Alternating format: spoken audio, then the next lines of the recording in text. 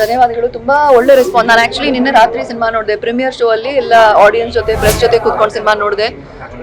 Reaction ಕೇಳಿದಾಗ ಏನ್ ಖುಷಿ ಅಂದ್ರೆ, ನಾವೆಲ್ಲ ಅನ್ಕೊಂಡಿದ್ವಿ ಕಾಮಿಡಿ ಆಗಿರ್ಲಿ ಹಾರರ್ ಆಗಿರ್ಲಿ ತುಂಬಾ ವರ್ಕೌಟ್ ಆಗಿದೆ. ಶರಣ್ ಸರ್ ಅಫ್ಕೋರ್ಸ್ ಎಂಟ್ರಿ, ನಾನೇ ಇದಾಗ್ಬಿಟ್ಟೆ ಅವ್ರ ಎಂಟ್ರಿ ನೋಡ್ಬಿಟ್ಟು.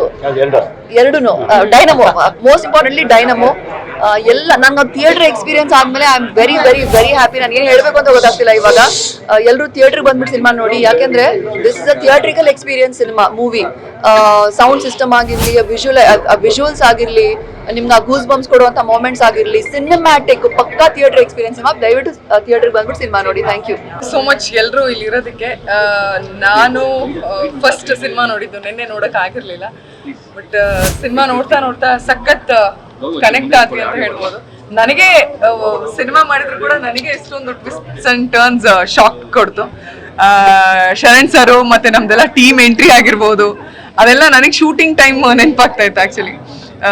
ಅದರಲ್ಲೂ climax is the highlight of the movie ಅಂತ ಹೇಳ್ಬೋದು. ಅದರಲ್ಲೂ ಆಂಜನೇಯ ಅಂದ್ರೆ ಒಂದು ಪವರ್, ಆಂಜನೇಯ ಅಂದ್ರೆ ಒಂದು ಎಮೋಷನ್. ಎಲ್ರಿಗೂ ಕೂಡ ಆ ಒಂದು ಎಮೋಷನ್ ಇಟ್ಕೊಂಡು ಕ್ಲೈಮ್ಯಾಕ್ಸ್ ಎಂಡ್ ಆಗುವಂಥದ್ದು ಒಂಥರ ವಿಭಿನ್ನವಾದ ಅನುಭವ. ನನ್ನ ಪಾತ್ರನೂ ಮೊದಲೇದಾಗಿ ಒಂದ್ ರೀತಿ ವಿಭಿನ್ನವಾಗಿ ಪ್ರಯತ್ನ ಪಟ್ಟಿದ್ದೀನಿ. ಹೋಪ್ ನಿಮ್ಮೆಲ್ರಿಗೂ ಇಷ್ಟ ಆಯ್ತು ಅಂತ ಭಾವಿಸ್ತೀನಿ. ಅಂಡ್ ನಮ್ದೊಂದು 4 ಜನದ ಗ್ರೂಪ್ ಏನಿದೆ, ಅದೇನೋ ಒಂದು ಮೋಡಿ ಮಾಡಿದೆ, ನಿಮ್ಮೆಲ್ರಿಗೂ ಇಷ್ಟ ಆಗಿರುತ್ತೆ ಅಂತ ಭಾವಿಸ್ತೀವಿ. ದಯವಿಟ್ಟು ಥಿಯೇಟ್ರಿಗೆ ಬಂದು ಸಿನಿಮಾ ನೋಡಿ. ಹಬ್ಬ ಬರ್ತಾ ಇದೆ, ಸೊ ಹಬ್ಬಕ್ಕೆ ಸಾಕಷ್ಟು ರಜಾ ಸಿಗ್ತಾ ಇದೆ. ಇಡೀ ಫ್ಯಾಮಿಲಿ ಸಮೇತ ಬಂದು, ನೀವು ನೋಡಿದ್ದೀರಾ ಹಾರರ್ ಸಿನಿಮಾ ಆದ್ರೂ ಕೂಡ ಎಲ್ಲೂ ಕೂಡ ಒಂಥರ ನೋಡೋದಕ್ಕೆ ಆಗಲ್ಲ, ಅಥವಾ ಅಂದ್ರೆ ಏನಂತಾರೆ ಫ್ಯಾಮಿಲಿ ಕುತ್ಕೊಂಡು ನೋಡೋದಕ್ಕಾಗಲ್ಲ. ಭಯ ಪಡಿಸುತ್ತೆ, ಆದ್ರೆ ಭಯಂಕರವಾಗಿಲ್ಲ. ಸೊ ದಯವಿಟ್ಟು ಕುಟುಂಬ ಸಮೇತರಾಗಿ ಬಂದು ಸಿನಿಮಾ ನೋಡಿ. ಚೂಮಂತರ್ ಸಿನಿಮಾನ ನಿಮ್ಮ ಮಡಲಿಗೆ ಹಾಕಿದೀವಿ. ಹಬ್ಬದ ಟೈಮ್ ಬೇರೆ, ಸುಗ್ಗಿ ಏನು ಹಬ್ಬ ಇದು.